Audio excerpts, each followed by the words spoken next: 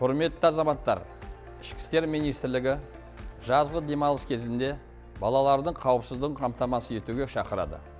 Дәл осы уақытта балалардың қараусыз қалуы, заң бұзушылықтарға жол беруі, жол көлік оқиғаларына ұшырауы, судағы және тұрмыстағы қайғылы жағдайлардың қаупі артады. Ең алдымен, бұл жерде ата-аналардың рөлі ерекше. Балаларға ата-аналық бақылау мен назар аса маңызды. Балалардың қайда және кіммен жүрген, күндіз немен айналысатынын, қызығушылықтарымен араласатын ортасы қандай екен білу өте маңызды. Сонымен қатар, ата-аналарға цифрлық қауіпсіздік мәселесіне ерекше назар аударуды сұраймыз. Бүгінде балалар уақыттарының көп бөлігін интернетте өткізеді.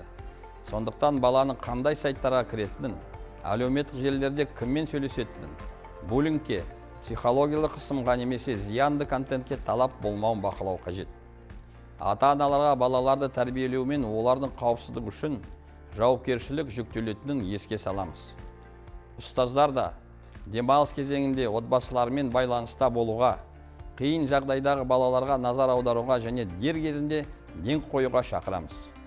Қоғамның қатысуы да маңызды.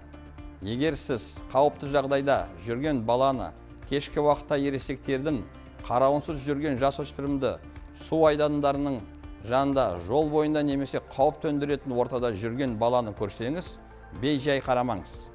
Бір ескерту, бір қоңырау немесе дер кезінде жасалған әрекет баланың денсаулығы мен өмірін сақтап қалуы мүмкін. Кәмелетке толмағандарға алкогольдік ішімдіктер мен темекі өнімдерін сату, ересектердің қарауынсыз түнгі уақытта ойын-сауық орындарында және тұрғын үйден тыс жерлерде жүру деректері қатаң түрде тоқтатылатын болады. Құрметті азаматтар, бүгінде балалардың қауіпсіздігі отбасының, мектептің, мемлекеттің және бүкіл қоғамның ортақ жауапкершілігі.